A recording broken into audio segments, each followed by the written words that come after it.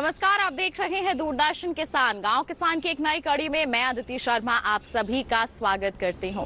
आज के हमारे इस कार्यक्रम में हमेशा की तरह लेकर आए हैं हमारे तीनों सेगमेंट्स, खेती किसानी, हमारा पशुधन और कामयाब किसान की दास्तान। तो फिर आइए आज के अंक की यहाँ शुरुआत करते हैं।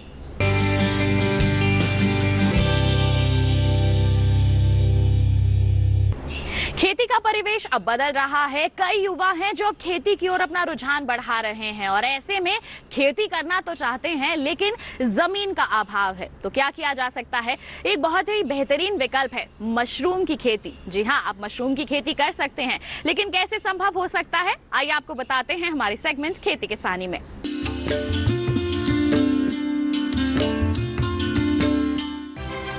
मशरूम उत्पादन कम समय और कम लागत में आय का सबसे अच्छा विकल्प साबित हो रहा है, जिसमें युवाओं का ज्यादा रुझान देखा जा रहा है। वैसे तो मशरूम विशेष प्रकार की कवक होती है, लेकिन इसमें पोषक तत्व भरपूर मात्रा में पाए जाते हैं, जो पुरातन काल से हमारे आहार का हिस्सा है। यही वजह है कि मशरूम अब हमारी थाली का हिस्सा हो चुका है। हमारे देश में इसकी व्यावसायिक खेती 1965 से शुरू की गई, जो आज काफी लोकप्रिय हो चुका है।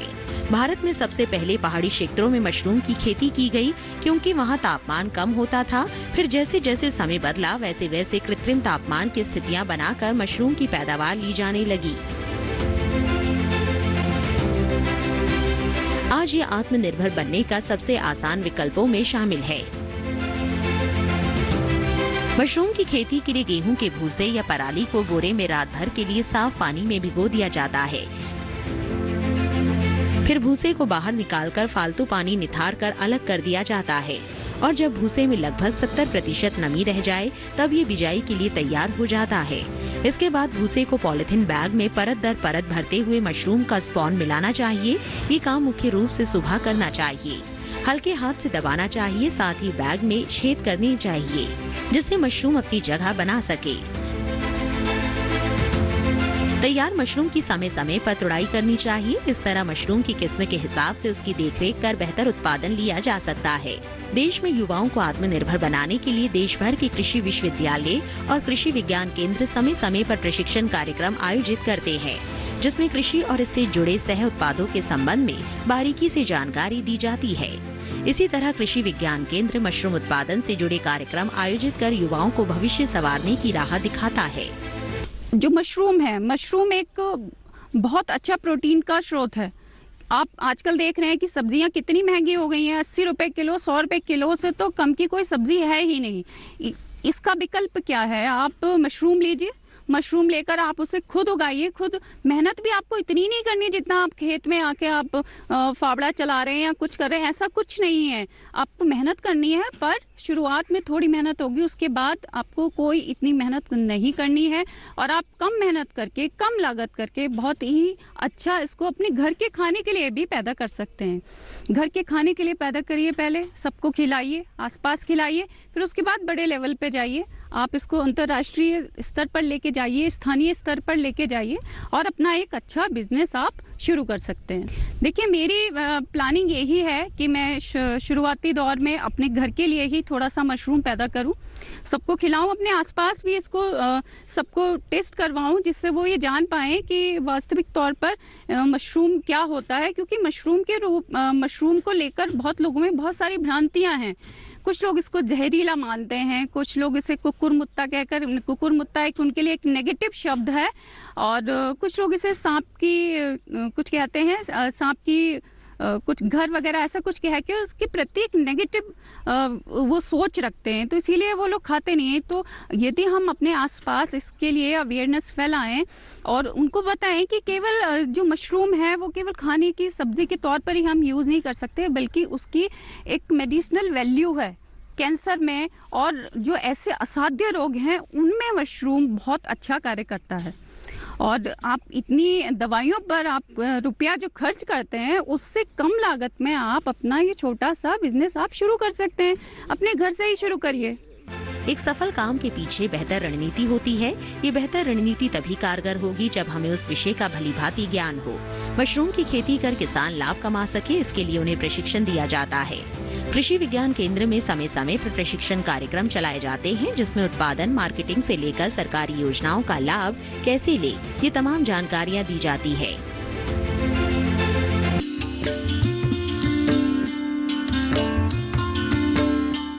तो ये था सेगमेंट खेती किसानी। बता दें इसी के साथ कार्यक्रम में वक्त हो चला है एक छोटे से ब्रेक का। आप कहीं मत जाइए, हम जल्द ही हाजिर होंगे। बने रहिए दूरदर्शन किसान पर, देखते रहिए कार्यक्रम गांव किसान।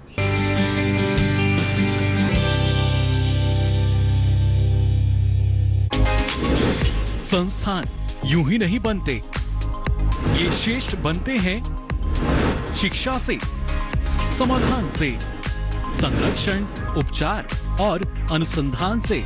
किसानों की समस्या हो या फिर पशुपालन की या फिर कृषि उद्यमी के उद्योग लगाने तक का सफर, आपके हर सफर में आपका हम सफर।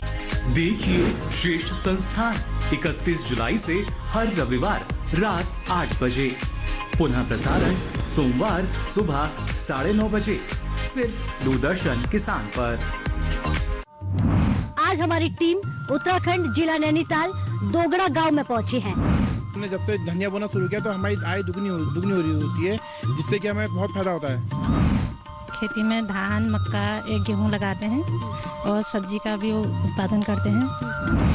आपको अपना आजीविका को आगे बढ़ाना है तो आपको डाइवर्स फार्मिंग करनी पड़ेगी। वैज्ञानिकों की सहयोग से अगर खेती करेंगे और सभी कृषि विविधीकरण के अंदर वो कार्य करेंगे तो किसान की आय जरूर ही दुगुनी होगी।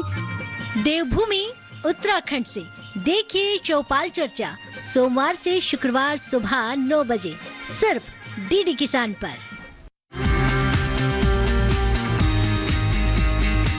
Our guest today on this special episode of The Journey. ये जो बेस माननीय प्रधानमंत्री बना रहे हैं, you are born to make the difference. Your program says it's a journey. It's the startup India. Do not go abroad. 10 more years. 75 years into India's vibrant democracy.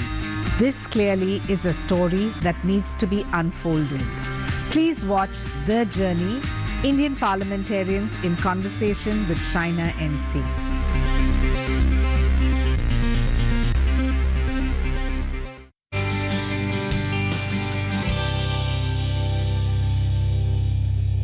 Break के बाद दूरदर्शन किसान के कार्यक्रम गांव किसान में आप सभी का फिर से स्वागत।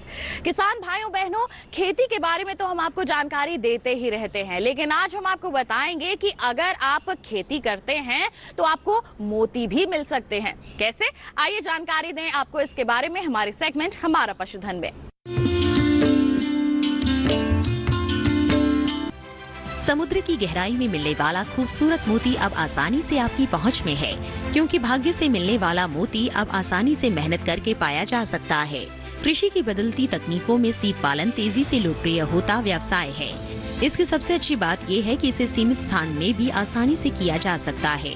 इतना ही नहीं, समय में बदलाव के साथ साथ इसकी गुणवत्ता और आकार में निखार आता जा रहा है और ये सब बाजार में मोती की मांग के कारण संभव हो पाया है। इसीलिए सीप पालन तेजी से उभरता व्यवसाय साबित हो रहा है। कैसे करें सीप पालन? इसके लिए सबसे पहले वयस्क सीप का चयन करना होता है, जिसमें किसी भी प्रकार के रोग ना हो, जिनका आकार करीब 8 से 10 सेंटीमीटर होना चाहिए। ये या तो हमें प्राकृतिक संसाधनों से मिल सकते हैं या फिर मत्स्य विभाग से। इसके बाद सबसे पहले बीज या सीप को साफ पानी से धो ले। फिर बीज को जाल में लटकाकर तालाब में 5 से 6 फीट की गहराई में रखें। 20 बाई 10 फुट के तालाब में करीब 1000 नग सीप पाली जा सकती है। इस तरह से करीब 20 दिन के लिए सीप को पानी में छोड़ दे।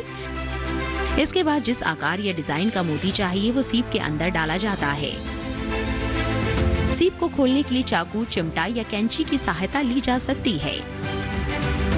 सांचा सीप में डालने के बाद उसे वापस बंद कर दिया जाता है और वापस पानी में लटका दिया जाता है।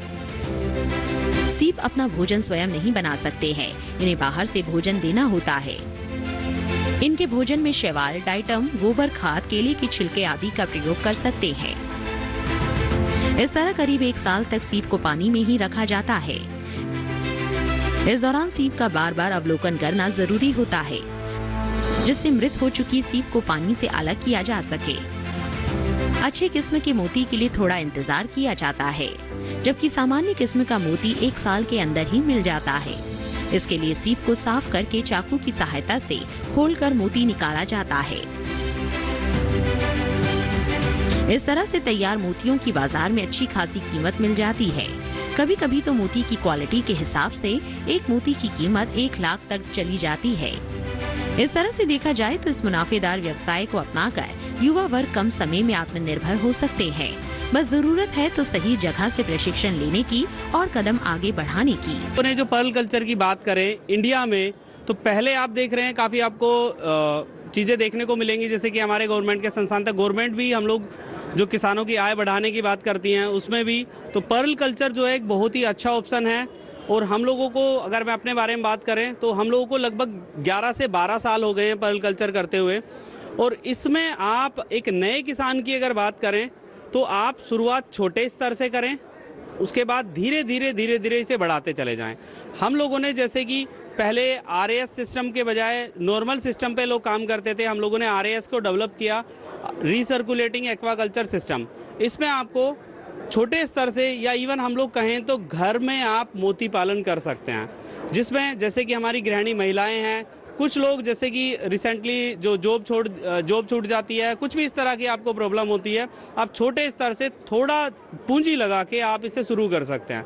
तो RAS सिस्टम में क्या होगा आपका कि कम से कम आप 100-200 सीपियाँ 500 सीपियाँ आप रख के आप पर्ल कल्चर शुरू कर सकते हैं। 10 से 15,000 20,000 रुपये आप लगाएंगे। तो इसमें आप नॉर्मल क्वालिटी जो लोकल क्वालिटी पर्ल की हम लोग बात करते हैं उसमें ना जाएं। अब एक्सपोर्ट क्वालिटी पर्ल जैसा कि भारत में बन रहा है और उसका रेस्पॉन्स अगर हम लोग इंटरनेशनल मार्केट की अगर बात करें तो वहाँ बहुत ही अच्छा रेस्पॉन्स मिल रहा है। क्योंकि अगर जैसे कि आपके जितने भी मेटल्स हैं, जितने भी जेम्स हैं, डायमंड्स हैं और इवन पर्ल्स, ये सब इंटरनेशनली हैंडल्ड होता है। और यहाँ इंटरनेशनल मार्केट में जो हम लोगों का जो रिस्पॉन्स आ रहा है वो बहुत ही अच्छा है। और इसमें ये जो पर्ल हैं ये आपके कंप्लीट एक्सपोर्ट क्वालिटी पर्ल हैं। वहाँ आपको जो अगर प्राइस रेंज की बात करते हैं हम लोग या हार्वेस्टिंग टाइम की हम लोग जो बात करते हैं तो हम लोग एक्सपोर्ट क्वालिटी 20 मंथ से स्टार्ट करते हैं और 20 मंथ, 24 मंथ, 30 मंथ और अप टू 60 मंथ, 5 साल तक का हमारा इसमें टाइम जो हार्वेस्टिंग टाइम लगता है। और यहाँ लोग बहुत ज़्यादा लोग सवाल भी करते हैं कि मार्केटिंग कैसे की जाए इसकी। तो एक्सपोर्ट क्वालिटी पर्ल में आप जो पर्ल बनाएंगे वो पर्ल पूरे दुनिया में बिकता है। इवन अगर हम लोग कहें तो इंडिया जैसा कि लगभग एक अच्छे खासा 2 से 2.5 हजार करोड़ का इंपोर्ट करता है, जिसमें चाइनीज़ पर्ल हैं, फेक पर्ल हैं, आपको वो चीज़ें देखने को मिलेंगी मार्केट में। और उसे भी लोग 2-2 हज़ार 3-3 हज़ार के लोग अंगूठियाँ उसकी पहन रहे हैं। और इसमें जबकि हम लोगों का जो इंडियन पर्ल है वो लगभग स्टार्टिंग रेंज जो है 800 से 1000 रुपये की अगर हम लोग बात करते हैं एक्सपोर्ट क्वालिटी वाले की, तो वो अपना 18,000 और 20,000 पर पीस जा रहा है। या हम लोग कैरेट की बात करें तो 300, 350, 400 रुपये कैरेट से स्टार्ट हो जाएगा। According quality wise like A grade है, AA ग्रेड है या AAA ग्रेड है, अकॉर्डिंगली वो जो भी लैब टेस्टिंग में आता है उसके हिसाब से आपको प्राइसिंग मिलता है। इसके अलावा सीप के बचे हुए खोल का भी बेहतर इस्तेमाल किया जा सकता है। इतना ही नहीं, इनसे लाखों की कमाई भी की जा सकती है। सीप के बचे हुए खोल से कपड़ों के बटन, सजावटी सामान, कपड़ों पर कारीगरी, गहने, फोटो फ्रेम, नाइट लैम्प, की रिंग। इस तरह देखा जाए तो कम समय में ज्यादा मुनाफा देने वाला ये व्यवसाय आम के आम और गुठलियों के दाम वाली कहावत पर सटीक बैठता है।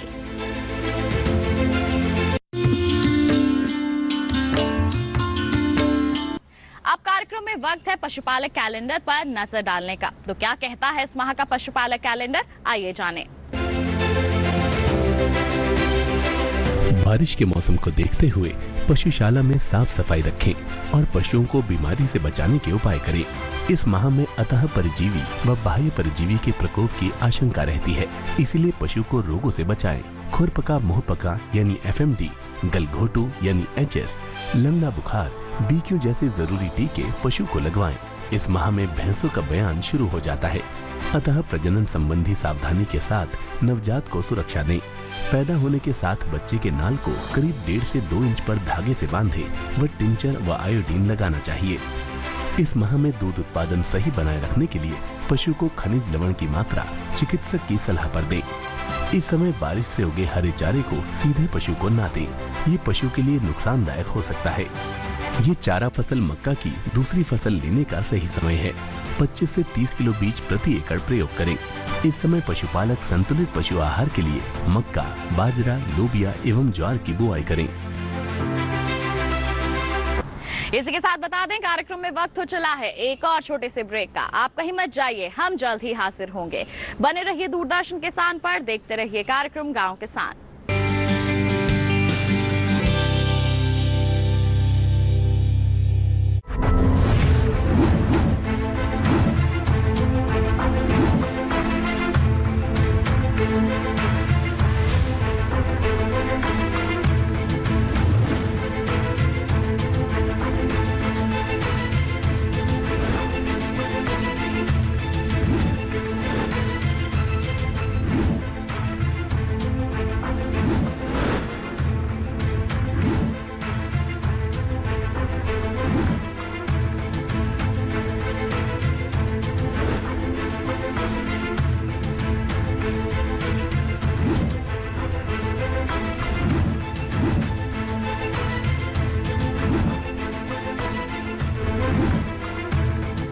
देखिए दूरदर्शन किसान पर सरकार आपके साथ, शनिवार रात 9 बजे। अमरनाथ यात्रा पर जाने वाले श्रद्धालुओं के लिए कुछ खास जानकारी। महिलाओं के लिए साड़ी यात्रा के लिए उपयुक्त पोशाक नहीं है। सलवार कमीज, पैंट शर्ट या ट्रैक सूट बेहतर रहेगा। 6 सप्ताह से अधिक गर्भवती महिलाओं को तीर्थ यात्रा करने की अनुमति नहीं दी जाएगी। यात्रा के दौरान उपयोग के लिए पानी की बोतल, मेवे, भुने हुए चने, टॉफी, गुड़, चॉकलेट आदि साथ जरूर रखें। अपने हाथों और चेहरे को सनबर्न से बचाने के लिए कुछ कोल्ड क्रीम, वैसलीन या सनस्क्रीन साथ रखें। जय जय बाबा बर्फानी।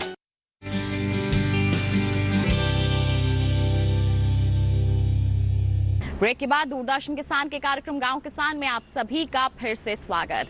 अब कार्यक्रम में वक्त है मुलाकात करने का हमारे कामयाब किसान से, जिनका नाम है सत्यवान। जी हाँ, ये खेती किसानी के साथ पशुपालन कर रहे हैं और इन्होंने एक ऐसी पद्धति को अपनाया हुआ है कि इनके खेत में कुछ भी व्यर्थ नहीं जाता। कैसे ये संभव हो पा रहा है, आइए जानते हैं इनसे हमारे सेगमेंट कामयाब किसान की दास्तान में।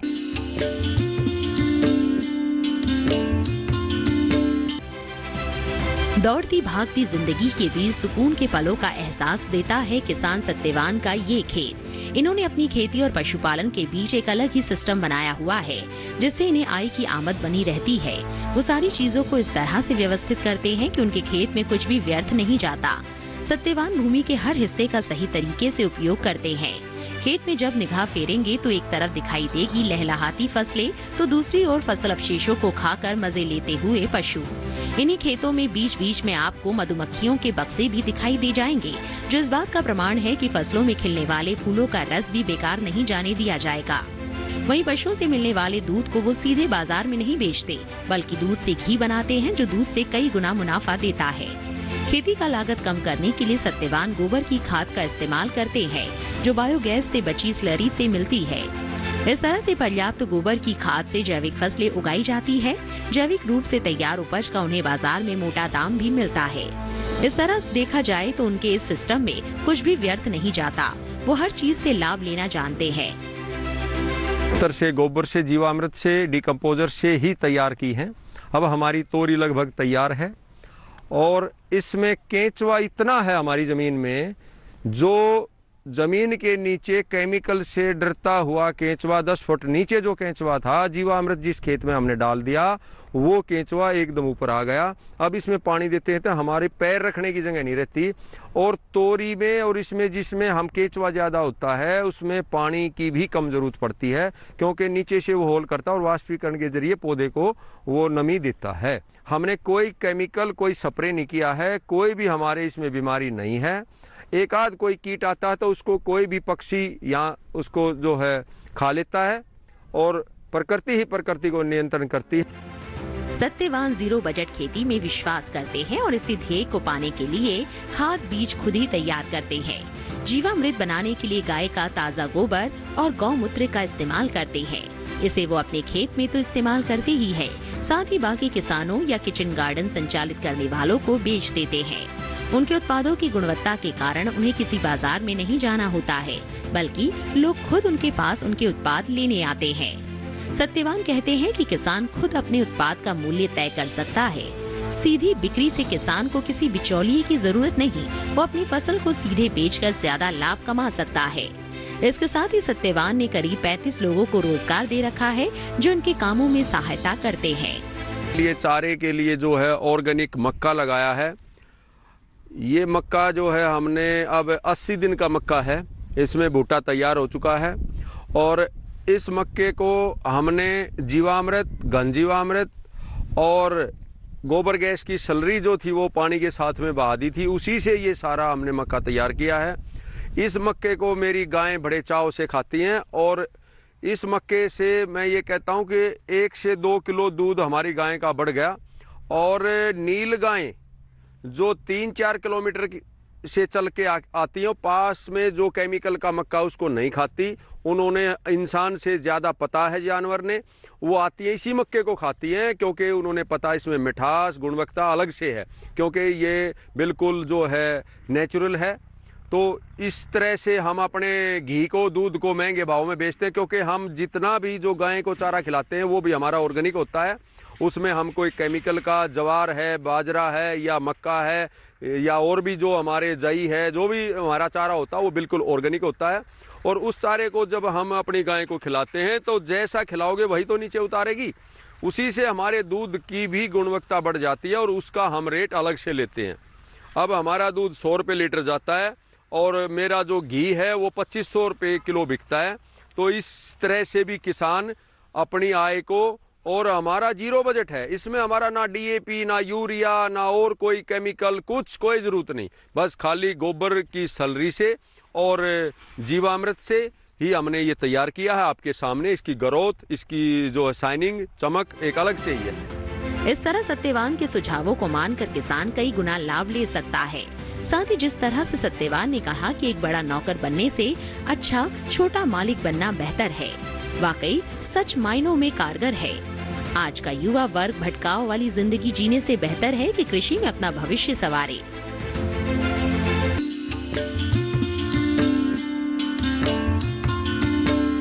तो ये थे हमारे आज के कामयाब किसान। इसी के साथ बता दें आज के कार्यक्रम में बस इतना ही। चलते चलते एक विशेष जानकारी आपके लिए, टीवी स्क्रीन पर दिखाए जा रहे QR कोड को आप स्कैन कर लीजिए, सीधा पहुंच जाएंगे हमारे YouTube चैनल पर, दोबारा हमारा ये कार्यक्रम आप देख सकते हैं। अगले अंक में करेंगे आपसे मुलाकात, तब तक के लिए हमें दीजिए इजाजत। आप बने रहिए दूरदर्शन किसान पर। नमस्कार।